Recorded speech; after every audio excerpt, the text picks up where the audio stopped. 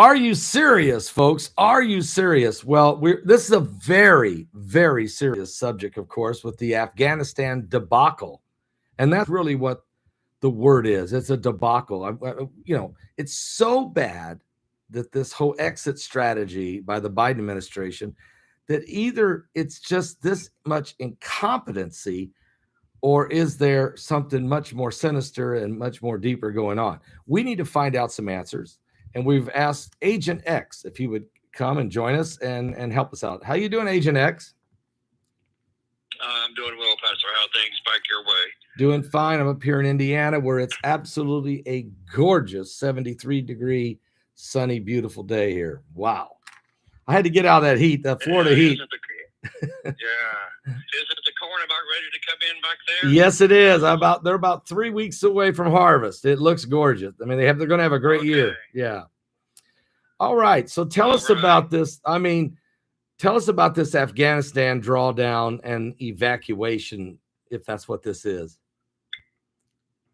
Well, as you know, it's become a political nightmare for the Biden administration. You know, when you have religious organizations and groups such as Glenn Beck and Franklin Graham and others, and actually Guns for Hire. There's numerous former special forces, aka Blackwater, and other specialized groups of individuals that are out there, and for the right price are extracting key individuals from Afghanistan. We're hearing that there are hundreds, of American citizens still trapped behind what you want to call it enemy lines, if you want to call it that, because we're really, there's no set peace deal with the Taliban. The Doha peace agreement is being thrown in our face because, now the family that's now taken over the reins of the Taliban network is Khalil-ur-Rahman Haqqani. And the United States basically has put a bounty on his head. And of course, they're saying that's not good for international relations. Now, of course, the Taliban, had there's little pockets resisting the Taliban here and there, but really there's no stable fighting force left in Afghanistan to administer any type of impact on driving the Taliban back out. So they're basically in there to stay. And there's about 12 new leaders, some of their old faces that we had at Gitmo years ago. We had our hands on them where we released them. President Obama released some remember the Army, I think he was a sergeant that was the traitor Bergdahl, so he was traded for that. Yep. But what's happening right now is the State Department has major egg on its face because it is unable to, and I don't think the word unable is not a correct term. The United States administration, State Department, and the Biden administration is unwilling to go back over and do the right thing and rescue our people in harm's way. Instead, private organizations are having to step up. Now, what this does, the Biden administration is they're pitching this. There's nothing to see here. Let's move on to the COVID announcement.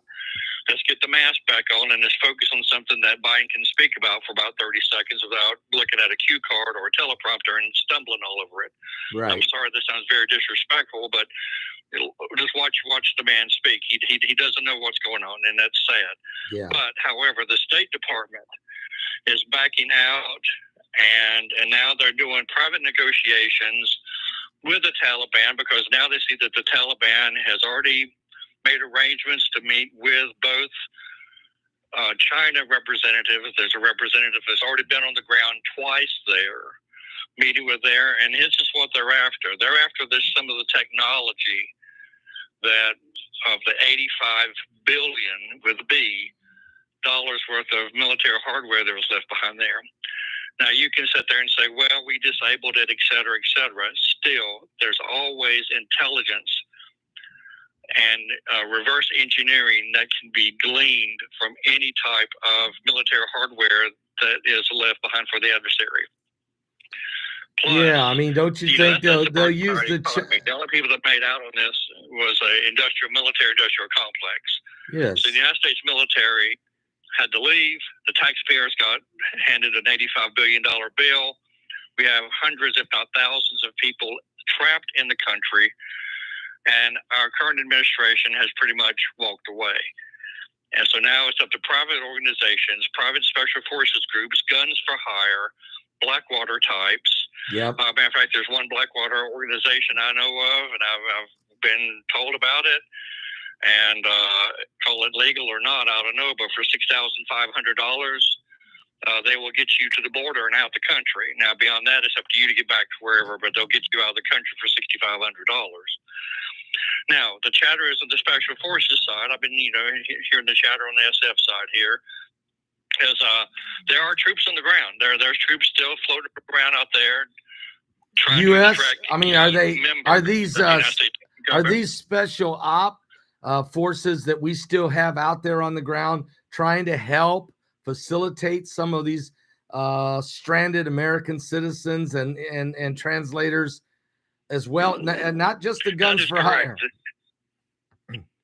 Not just the guns for hire. A lot of that is being done under the auspice of, there's key individuals that the government wants to extract.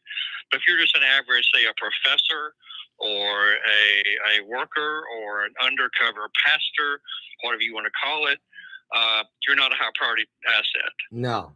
So it's a pure disgrace, worse than Desert One that happened during the Carter administration, and worse than the fall of Saigon during the Nixon administration, or back in that era. So it's a disgrace. We're hearing that the Veterans Administration is seeing a surge in the suicide hotline of soldiers and other combatants that went over there. They're now just freaking out because they wonder, why did I give my legs for this? Or why do I have PTSD for what? We backed away. It was a disgrace on us, and they're pointing as if it's the United States military's fault. Right. But this burden rests solely on the shoulders of the commander-in-chief. Now, do you think that the Trump administration, I saw an interview that President Trump did with Sean Hannity about 3 weeks ago, just about 10 days before this thing was winding up. And he said, look, we had a plan. We had an exit strategy that was this, and he said it: get all the people out first, every American citizen, every translator, all their families, get everybody out that was part of our 20-year experience there. Once the people were gone, and meanwhile, while you're doing that, he said, we keep dropping bombs, we keep aerial assault on the Taliban, we keep them hidden in the caves. Once all the people were out, then we were going to get all the equipment out. And whatever equipment we weren't taking, we would destroy. And once we got that done, then we would start the process of removing the troops. And we would do that gradually while still using air cover. And we'd get all our allies out and get all their people. So he said the plan was, he said that I left him the plan and that Biden even signed off on the plan. So why would you complete? That is, that is correct. I was aware of that. It was a phased approach to draw us down safely and establishing an Afghan force that was actually capable of holding its own. I mean, anyone who's ever been over there and worked with the average Afghan soldier, they're not very literate. They're not very motivated. Sometimes they don't even get paid. So they're barely trained. So they're scared of the Taliban. The Taliban is better organized, believe it or not, than the actual Afghan military. But Afghanistan as a whole is on the brink of universal poverty. They are suffering, and that's why they want that central. Taliban wants that money, the pallets of money that the United States left over there. So it's right now they are trying to play somewhat nice because they're needing aid. They don't know where to go, and the United States, we've backed off. And what's going to happen is Russia and China will fill that vacuum that we have vacated. And then here in, months down the road, we'll have yet a bigger problem. And that problem will be facing Israel, because China, as you know, has a well-established, and the Africa continent, AFRICOM and SOCOM are both contingency planning against China in the area. They're sucking up territory wherever they can. So China wants a piece of real estate there, and they will offer them whatever they want to get that real estate and take those bases back over. And they're going to do this, and so we could have left a military presence there, and especially one of the major bases there, like we have in Germany, in South Korea, Japan, everywhere where we were at in the World War II, World War I, and World War II era. We could have done that. We should have done that, and that would have given the Afghani government a chance to know that somebody's got their back, and they can continue to hold their government together. But this was a disaster. I mean, this was beyond a disaster. So we lose. America is, and oh, by the way, the new Taliban government is going to be sworn in on 9/11. I mean, you talk about a slap in the face. That's exactly right. That is correct. And they might even execute. They might even execute a few Americans just to, as part of their celebration, just to poke us in the eye. That is their MO. They do like to celebrate their victories on the actual date of previous victories. So that is a extremely high probability. I'm not aware of what actions the FBI and Homeland Security is taking, but I'm sure they're on the utmost highest alerts possible to counter that type of activity. So now, what about Anthony? Anthony Blinken. Okay, Anthony Blinken is the Secretary of State. And okay, let's say that we understand that the President of the United States does have cognitive issues without question, and is not really capable of managing. So you and the vice president has gone AWOL. She's just disappeared from the planet, basically. And now you fall into the Secretary of State, who's really running the State Department. And it's his call, along with the Secretary of Defense. So Blinken, this guy seems so weak to me. And it seems like he's just trying to cover the president's tracks. It's like, you don't feel like he's not Mike Pompeo. Okay, he's not even John Kerry. That's correct. He's not even Hillary Clinton. I mean, this guy he's not Madeleine Albright. This guy is weaker than water. Am I correct? You're spot on. He is a minor league player that's trying to play in the big leagues, and he can't hit a fastball. That's just a way to look at it. He is outmatched, outgunned, been outplayed on everything that he has touched. They did not properly plan. They didn't bring enough troops. They didn't bring enough defense forces. They did not bring enough air cover. Right there at the last, the SOCOM General McKenzie, the Marine Corps commander, did say and requested and was given Air Force special operations air cover, AC-130 gunships, and Spectre gunships, but too little too late. The damage had already been done. We were looking to the Taliban to provide exterior perimeter defense.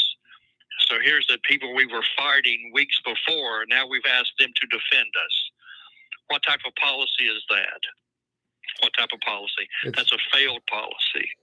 Yeah. And now 13 service members lost their lives over Blinken's and Biden's failed policy.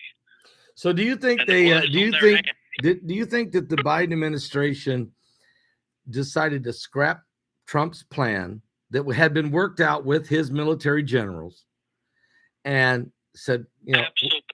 And said, let's just do it our way. Do you think that's what happened? Absolutely. President Trump and the dealings that the actions that no, not me personally, but the units that I was with that interacted based on his command and orders, the senior leaders basically said Biden was not a general. I mean, I'm sorry, President Trump was not a general. He looked to the people that had the stars on their shoulders and said, gentlemen, give me the right answer. You tell me what I need to do. So he sought sound advice from these general officers and senior leaders, and that's why the plan he had in place had a strong emphasis with air cover, use of drones, technology. Space Force was heavily involved, as well as a higher contingent of special operations, not just Marines, but also backup. I mean, he was ready to even drop in a division of airborne if necessary to secure that airport. And at one time, they're trying to blame it on the generals, but the generals did not want to give up Bagram Air Base. That was a Biden went against the Trump plan on pretty much every front. And that is sad because it was a well orchestrated, well laid out plan that would have worked. But all we can say is, it's hindsight now. Do you think at this point now, like you said, it is hindsight now, what is going to be the future of the situation? The first plane finally got to get out of Afghanistan, Kabul airport. It was a Qatar plane. It did have Westerners on it. The Qatar, yes. Yeah, yes. it's a Qatar. Yes. It did have foreigners Westerners on there. We don't know how many Americans, if any, were on there. We think maybe a few. Do you see this as a slow drip of slowly allowing Americans to go home with ransom prices being put on every head that has to get out of there? Is this an 8-year debacle? Is this a 10-year drip? What do you think is just to humiliate the Americans and to put division between us and NATO members? I mean, do you think this is also part of the plan?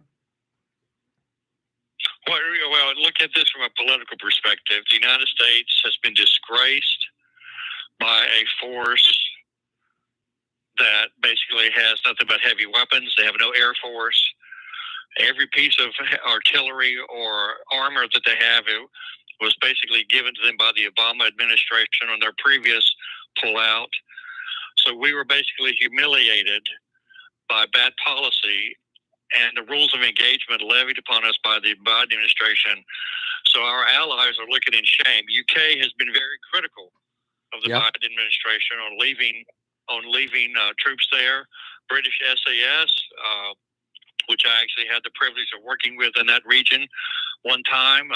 Excellent units by all means, but British SAS have been executing missions on behalf of the Queen to extract American and British citizens out of there. They are helping get U.S. citizens out. So the Brits are still helping us, but they also up front are being very vocal and condemning the Biden administration for the rash and harsh pullout without proper protocols of leaving enough troops in place, putting his people at risk. And I just recently was told that the Taliban was given, I don't know by whom, a list of all the professors and student and staff at the Afghan university at the U.S. side. So they are now targeted. And we're also, you read the stories of families going through 20 checkpoints to get out of the country to make it to the border, and that the underground church is reaching out back to the state saying, help us. If they know we're here, they're going to execute us. So this is not over yet, Pastor. No. I mean, this is something that basically right now the Biden administration is going to take the approach of, look over there, there's more COVID. Hey, let's do COVID. Let's look at this. Let's do more mandates. Let's do more handouts. And instead of focusing on the international, our foreign policy at the current level is in shambles. And our allies know that. And they're standing there in disarray saying, where's the American leadership? Where's America that led the way on all of this? And was the first one there after 9/11 to lead the way to strike back. But we walk away under the direction by the order of President Biden. It's a shame and a disgrace. I really appreciate what you've brought forward, and you're correct. It's look over here, look over there. In other words, the border is wide open, and they never took that serious. Matter of fact, they reversed the policies to open the border wide open. So our southern border is completely wide open, and there will be nothing. That is the plan, to let everybody in at once. And it's also apparently the plan to not rescue the Christians, whether they be American or not. And thank God for Glenn Beck. Thank God for Franklin Graham and for Kenneth Copeland and some of these organizations that have using millions of dollars. And thank God for all the hired guns that has to be used. That some of that money's got to be used to hire them to send them in to get people. Am I right? That is correct. That is exactly what is happening. And that is actually what's happening now. It's fallen on the back of conservative talk shows, hosts, evangelists, and preachers, and churches, and the Christian body to take care of their own, because they have not. And anyway, the Secretary Blinken is now in Germany. He's there trying to patch up the situation in Germany, because they're now wavering on their support. So he's over there trying to, put some duct tape on that with Germany, with that administration, because they are embarrassed. Because see, here again, if we walk out from Afghanistan, what is NATO now thinking? Let's say the Russian bear, for whatever reason, decides to make a move one day. Are we going to back out? China said there that China moved warships, or is threatening to move warships into United States territorial waters. Again, it's probing our defenses. What will the Biden administration do? Will he back off, or will he stand firm? Based on what happened in Afghanistan, China's saying the pickings might be right for Taiwan. Yep. And also Singapore. Also, your assurance you're not going to back out of Germany if Russia wants to make a move into the region. Russia is, again, talking about bringing S-300 air defense units into many of these countries. It's state of the art. He's already talking to the Taliban. Do you want S-300? So Russia is ready to scoop up. They look at it from a monetary perspective. They also look at it from a territorial perspective. And right now, the political weight of us backing out and basically walking away, NATO is concerned.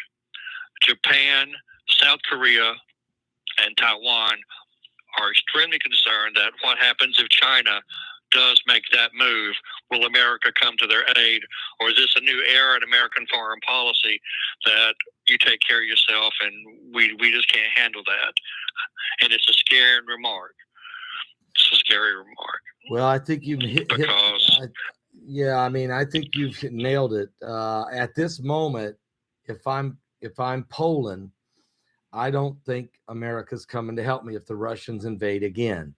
If I'm Germany, I don't think the Americans are coming. If I'm Taiwan, I doubt they're coming. And if I'm now Singapore, China's already got their eye on Singapore as well. They're saying, hey, you're also you're also a runaway Providence area.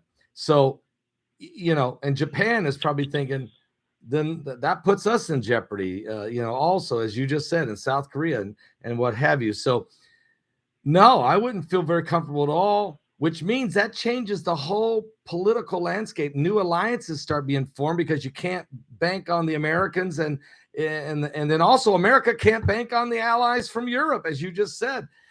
This is really not just a blunder. I mean, it is the most devastating approach to foreign policy, which ultimately affects the economic functions of our country and many countries. This is yet to be determined. And what about Israel? They are sitting there wondering, here comes Pakistan, Iran, Russia, China, and anybody else that wants to jump in, and all these radical groups. Am I right? Israel right now is very concerned because they see that the Iran nuclear capability is going full speed. The Biden administration has not put any clamps down on that. They do see China and Russia doing joint military exercises, getting command and control infrastructure set up, and they wonder, where are the Americans? What are they going to do? So they're basically they're looking at being on their own, and that is sad to leave our only ally we have that we can trust without a doubt in the Middle East is Israel, and we're about ready to turn our back on him. And then you have Turkey. Turkey is still rattling swords, causing all sorts of problem. And you do know that the vice president visited Singapore not too long ago. Yeah. And if you follow the Chinese media, they basically mocked her. They mocked her when she went to Vietnam and laid flowers at the memorial honoring the soldiers who captured Senator John McCain.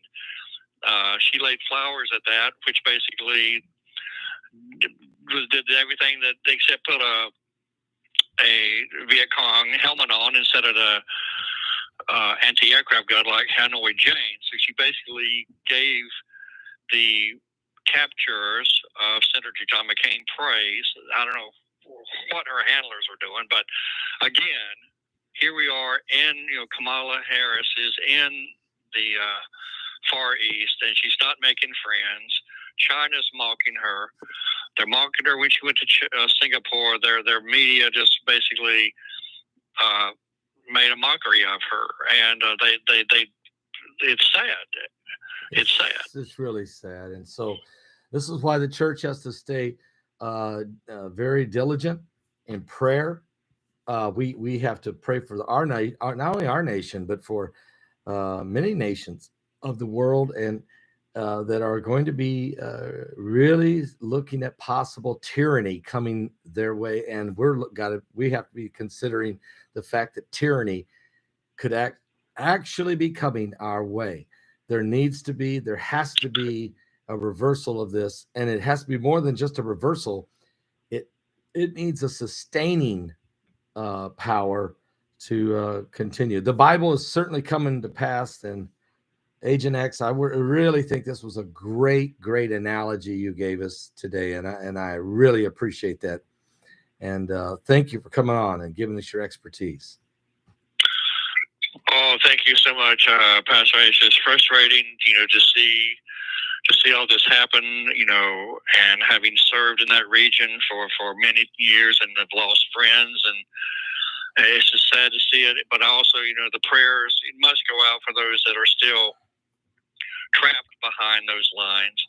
And there's some way that, God will lead them to the right folks, or these Guns for Hire will get them out, or Glenn Beck, or these other, Franklin Graham's group, or any other will do their job and try to fill in the gap where we, as a federal government agency, the State Department primarily, and the Biden administration has let them down. And I'm sure they're living in pure terror right now. Yeah. So it's something that we can't fathom right now, but we've got to pray for these people. All right. I agree in Jesus' name. I totally agree with that. Amen. I thank you once again, Agent X, and really appreciate it very much. You come on and give us a good perspective from your experience and your service, and we appreciate it greatly. Thank you, Pastor. Have a good time back there in Corn County, Indiana. I'm looking forward to getting some corn from you. All right. We'll get some corn out. Don't worry. Hang in there. Awesome. Thank you very much. All right. Take care now. God bless. God bless. Agent X, folks. I hope you enjoyed that insight. That is some, he served many years in intelligence, and the fact and many special operation endeavors in many nations of this world. He and all of those that have have done such a great job in trying to protect democracy and and our republic, as well as free people around the world, are shaking their head right now saying, how could this happen in 9 months? How can the president of the United States, Donald J. Trump, who was ruling, it was actually in control with strength, how do you go from that in 9 months to where we're at now? And yet, how does the media try to sell that to the American public? And yet the gullibleness of the American public is on display. It's a disaster at the swamp now. It's a disaster. Church, pray. If you can't see these are the last days, if you can't see that perilous times have come, it's not going to get better. It's going to get worse. Thank you for being a supporter here on Patreon.